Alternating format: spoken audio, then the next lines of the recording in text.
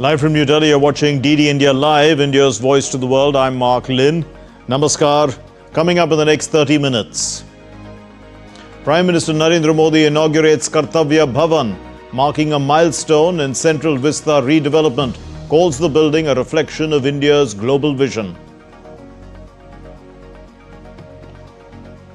Rescue operations in full swing after a cloudburst triggers flash floods in Uttarakhand district of Uttarakhand. NDRF says that over 150 are rescued. The death toll reaches 5. US envoy Witkoff meets the Russian President Vladimir Putin 2 days before Trump's Ukraine ceasefire deadline. France battles the largest wildfire of the year that's ravaged 13,000 hectares. The blaze is still not under control.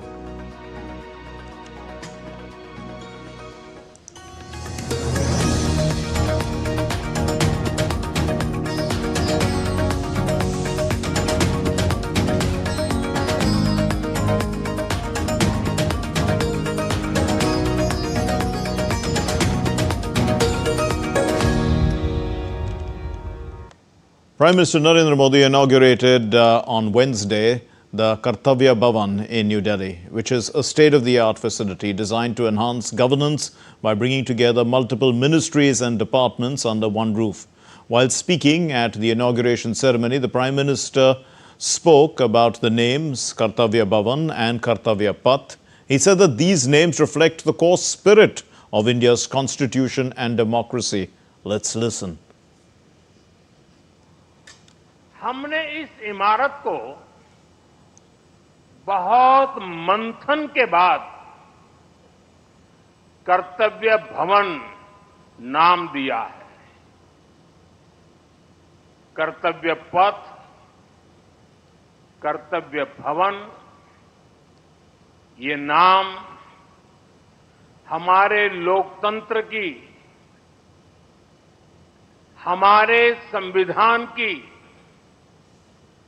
मूल भावना का उद्घोष करते हैं। Prime Minister Narendra Modi also added that construction work on the other Kartavya Bhavans is underway, which will help, in fact, provide employees with the proper work environment. Let's listen. 21वीं सदी के भारत को 21वीं सदी की आधुनिक व्यवस्थाएं चाहिए, इमारतें भी चाहिए। ऐसी इमारतें जो टेक्नोलॉजी, सुरक्षा और सुविधा के लिहाज से बेहतरीन हो।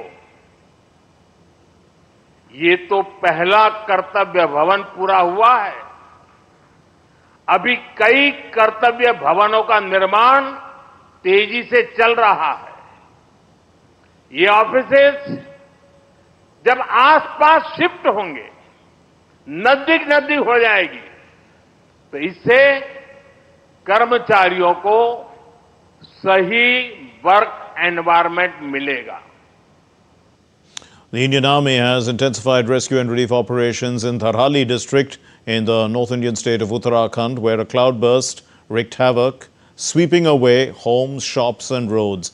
In the affected region, the Army has launched a swift and coordinated humanitarian assistance and disaster relief operation.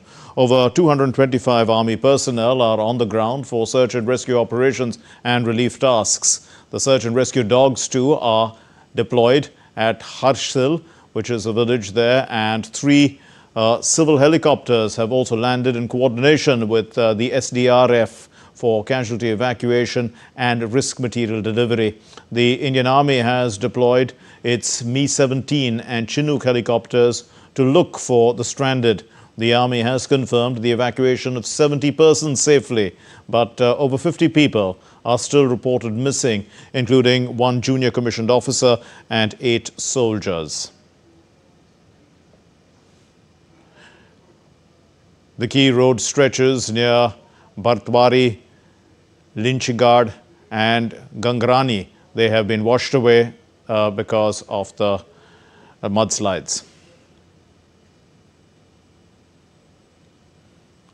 And the Russian president, now moving on to our next story, Russian President Vladimir Putin has met the U.S. envoy Steve Witkoff in Moscow.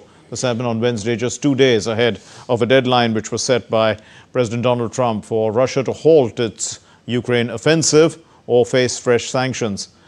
Trump, who had claimed he could have ended the war within 24 hours of his taking office, has given Moscow until Friday to show concrete steps towards peace. Now, 3 rounds of Russia-Ukraine talks in Istanbul have already taken place, but they failed to deliver a breakthrough, while Russia has intensified drone and missile strikes, pushing its offensive to new highs.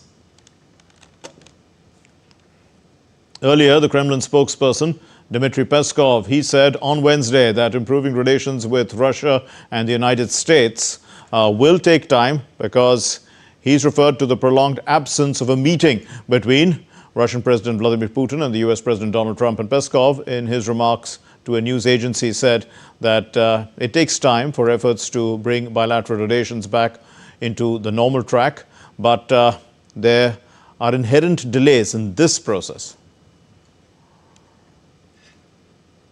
Earlier on Tuesday, the Ukrainian President Volodymyr Zelensky had a productive call with his U.S. counterpart Donald Trump. Both leaders discussed Russia-Ukraine conflict, sanctions on Russia, and the finalization of the U.S.-Ukraine drone deal. Taking to the social media platform X, Zelensky said that President Trump is fully informed about Russian strikes on Kiev and other cities and communities, referring to intensifying drone and missile attacks. Karol Nawrocki, a 42-year-old nationalist and supporter of the U.S. President Donald Trump, was sworn in as Poland's president on Wednesday. Poland's new president has pledged to amend the constitution to safeguard national sovereignty, signaling a looming confrontation with centrist Prime Minister Donald Tusk. In a defiant speech to Parliament, the nationalist leader, aligned with the Opposition Law and Justice (PIS) party, criticized EU influence and vowed to resist illegal migration and Euro adoption. Nawrocki's victory, it ends the term of the PIS ally Andrzej Duda and could reignite political gridlock, as the president holds veto power and can also propose legislation. Nawrocki emphasized strengthening U.S. ties, reflecting his close ties with Trump. However, he expressed skepticism about Ukraine's NATO membership and criticized Kiev for insufficient gratitude towards Poland. Egypt's Rafah border crossing witnessed movement on Wednesday as Gaza-bound aid trucks moved through.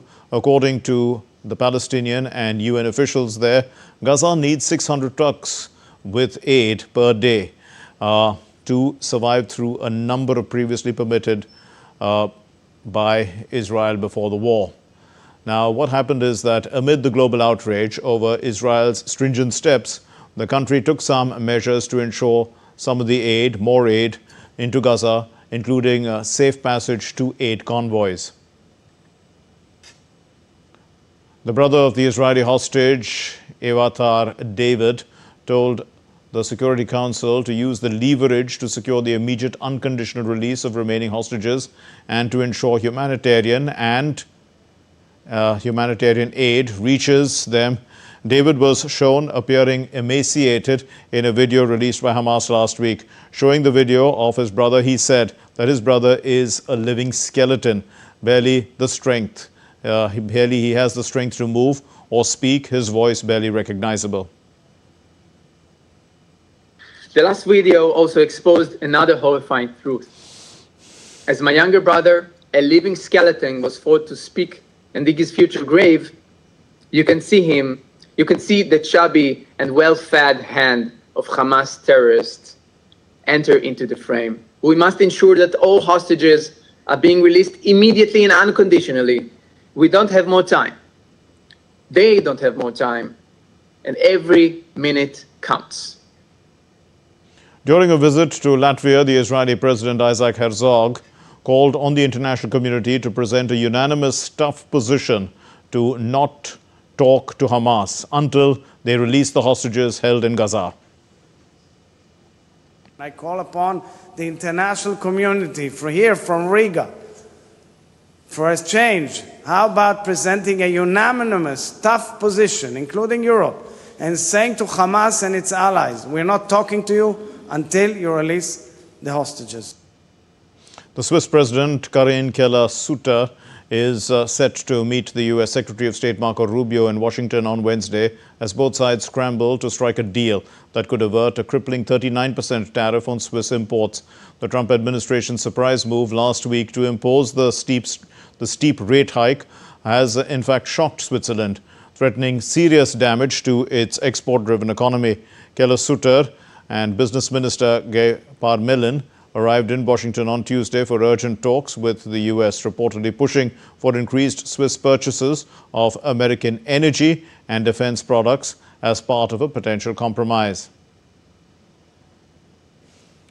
The U.S. President Donald Trump suggested on Tuesday that the Vice President J.D. Vance is most likely to be his heir and to serve as the Republican nominee in 2028. The furthest he has gone to backing Vance as a future presidential candidate. Trump also proposed that Vance and Secretary of State Marco Rubio join forces for a future Republican ticket. While the 2028 race is still years away, Trump holds considerable influence with the Republican base, and any sign that he is backing a candidate carries significant implications. Do you agree that the heir apparent to MAGA is J.D. Vance? Well, I think most likely, in all fairness, he's the vice president. I think Marco is also somebody that maybe would get together with JD in some form. I also think we have incredible people, some of the people on the stage right here. So it's too early, obviously, to talk about it, but certainly he's doing a great job and he would be probably favored at this point. Firefighters in southern France struggled on Wednesday to control a massive wildfire as the blaze spread rapidly through forests and villages, forcing residents and tourists to flee. Claimed to be one of the largest wildfires in years, the blaze has burnt 13,000 hectares of land and burnt down at least 25 houses. Progressing extremely fast, the fire has forced the closure of many roads. One person has been reported dead in the village of Saint-Laurent de Chabrez, about 30 kilometers from the city of Péprigan. And nearly 2,000 firefighters have been mobilized to combat the flames, adding though that weather conditions with strong winds, low humidity and high temperatures are making it difficult to tame the fire. Still to come here on DD India Live. India's artillery has performed admirably in Operation Sindoor. We'll get you a report on the Dhanush. And Indian bowlers Siraj and Krishna have soared to the highest of their career rankings so far in ICC Test bowling ratings.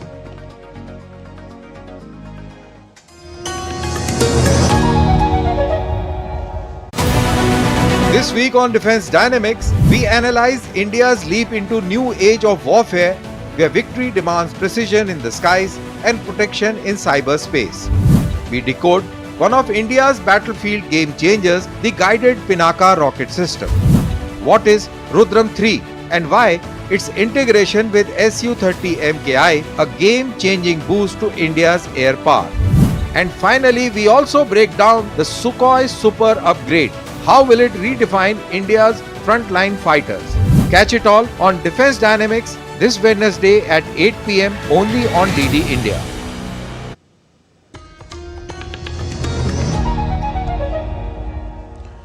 You're watching DD India Live. I'm Mark Lynn. Let's continue now. And the monsoon session of Indian Parliament, the upper house and the lower house, saw multiple disruptions amid ruckus by opposition. In the Lok Sabha or the lower house, the Merchant Shipping Bill 2024 was passed on Wednesday despite the uproar. DD India's Vishal Barristow reports. When the lower house assembled at 2 p.m. IST after the second adjournment, opposition parties trooped into the well, raising slogans and demanding discussion on the Sar issue. Parliamentary Affairs Minister Kiran Rijiju expressed displeasure over the continuous protest by the opposition MPs, saying Sir is under sub judice in the Supreme Court and it cannot be discussed in the House. He said discussing the Sir issue in Parliament would mean breaking the rules and conventions. As per Rule 352, Clause 1, is not allowed to make or refer to any matter of the fact on which a judicial decision is pending. Amidst the noisy scene, the House passed the Merchant Shipping Bill 2024 with amendments moved by Port, Shipping and Waterways Minister Sarbanand Sonowal. The new bill ensures compliance with India's obligation under maritime treaties and international instruments. माननीय मंत्री जी अब यह प्रस्ताव करें कि यथा संशोधित विधेयक को पारित किया जाए। Madam, I move that the bill as amended be passed. प्रश्न यह है कि विधेयक यथा संशोधित को पारित किया जाए। जो सदस्य इसके पक्ष में वो हाँ कहें, जो सदस्य इसके विरोध में है वो ना कहें। मेरे विचार में निर्णय हाँ वालों के पक्ष में हुआ, हाँ वालों के पक्ष में हुआ। प्रस्ताव स्वीकृत हुआ, विधेयक यथा संशोधित पारित हुआ। Earlier, when the Lok Sabha met after the first adjournment at 12 p.m. IST, at 12 noon, Union Finance Minister Nirmala Sitharaman presented a statement of estimate receipts and expenditure of the state of Manipur for the year 2025-2026. Sir, with your permission, I rise to present a statement, Hindi and English, of estimated receipts and expenditure of the state of Manipur for the year 25-26. The Lok Sabha Speaker Om Birla paid homage to the victims of the 1945 Hiroshima and Nagasaki atomic bombings in Japan. Birla reiterated that the House resolves to work collectively to eliminate nuclear weapons and ensure global peace. After that, opposition members started sloganeering, demanding discussion on the special intensive revision issue. Amid pandemonium, the Speaker adjourned the House till 12 noon. Similar scenes were witnessed in the Rajya Sabha also. When the House assembled after the first adjournment at 2 p.m. IST, the opposition parties created ruckus in the House over the issue of special intensive revision and other issues. Leader of the opposition in the Rajya Sabha, Mallikarjun Kharge, raised the issue of point of order, saying that rules should be equal for everyone. Countering him, Leader of the House, J.P. Nadda, said that those who disrupt the House have no right to raise the point of order. House have got no right to raise point of order. Later, the House passed the Carriage of Goods by Sea Bill 2025. Amid then, the chair adjourned the House for the day. Earlier, when the House assembled at 11 a.m. IST, the House paid tributes to former member of the House Satyapal Malik, who passed away in Delhi on Wednesday. Deputy Chairman Harivansh rejected adjournment notices of different political parties relating to various issues. Amid pandemonium, the chair adjourned the House till 2 p.m. IST. Vishal Barristo's report for DD India. India's artillery passed with flying colours in the Operation Sindoor with Pakistan. Now, the Made in India Dhanush artillery gun system is in service with the Army's artillery unit since 2019. Nadita Dagar travelled to Dras to the LAOC, I beg your pardon, and she filed this report. The Dhanush artillery gun system, completely made in India, designed and developed in India. Designed by our DRDO and manufactured by ordnance factories. This howitzer gun with 155mm caliber has a range of almost 50 kilometers, and therefore on our northern borders with China and on our western borders with Pakistan, Dhanush artillery gun system can be a game changer. The barrel of this 155mm caliber howitzer can rotate 360 degrees, means like that, completes a full circle. And of course, it can lower or increase its angle. It has an angle of high angle of above 60 degrees. It moves not just self-propelled, but also it is towed by the field artillery tractors, which are vehicles which will tow it. So on the towed mode and self-propelled mode, a computer on board, inertial navigation system, so that it can give the coordinates of the target very, very accurately. An example of Make in India, Atmanirbhar Bharat, as we say in Hindi, or self-reliant India. Made in India howitzer Dhanush can be a game changer in the next war that India fights. You must have seen this Polaris all-terrain vehicle on TV, the army has acquired this Polaris all-terrain vehicle for climbing steep gradients. Up to 40 degrees of incline can be climbed by the army, where its usual Mahindra Scorpios and its gypsies cannot traverse that terrain. This Polaris ATV vehicle, they were imported earlier, but now they are being built in India by JSW Industries with camera person Manmohan in the Dras sector. This is Nandita Dagar for DD India. And promoting local entrepreneurship in Dras, Government Degree College secured FSSAI registration for Dras Pickle. Now, in Ladakh, in a remarkable step towards fostering local entrepreneurship and skill-based economic growth, the Government Degree College, Dras, has secured the FSSAI registration for its flagship product. It's a food product, Dras Pickle, by attaining FSSAI certification under the Food Safety and Standards Act 2006. Now, the college has laid the foundation for a fully compliant and scalable food business, enabling graduates to take their skill from the classroom to the marketplace. As Dras Pickle prepares for its debut in the market, it stands not only as a brand of taste, but as a symbol of how technical education can drive rural innovation and entrepreneurship from the grassroots level. Amidst the growing ties between India and African countries, the Department of African Studies of the University of Delhi celebrated its 70th anniversary on Wednesday. The event reaffirms the historic significance and sustained commitment to the study of Africa within the Indian academic landscape with a Foundation Day celebration. The event brought together scholars, diplomats, public thinkers and students from across India and Africa, and it was graced by eminent personalities, including High Commissioner of Mozambique to India and also the Dean of the African Diplomatic Corps, Mr. Ermindo Augusto Ferreira. K. Nandini Singla, who's the Director General of the Indian Council of Cultural Relations, was also there, among others. This is really very important to have an African student studying in India. India is one of our key partners, and education is the area where we have to invest most, and take into account that in India you have centers of education of excellency.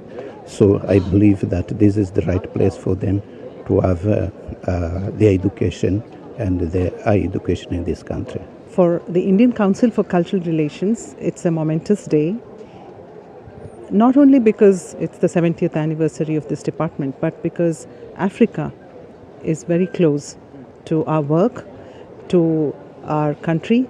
Africa and India are civilizational brothers in many ways, and our relationship goes back millennia, even before the Common Era started. And today we have a multifaceted partnership with the African continent. And what is interesting is that as India, we have developed bridges of trust. Africa is one of our prime partners. African countries, we have a lot of students from Africa who join our regular programs. We also have exchange scholars. We are also now looking at the importance of Africa and Africa emerging as a core partner and very integral to global politics, economics. We are now trying to expand our outreach to other African countries. I'm really proud to celebrate the 70th anniversary of Department's Foundation Day. During the last 70 years, Department has been working hard to bring out the knowledge between India and Africa, understand each other. And many of our students have done research on Africa in all aspects, society, economy, culture, geography. And we are proud to share all these to Africa as well as India and to the world. Well, the event also saw some cultural performances from India and African students.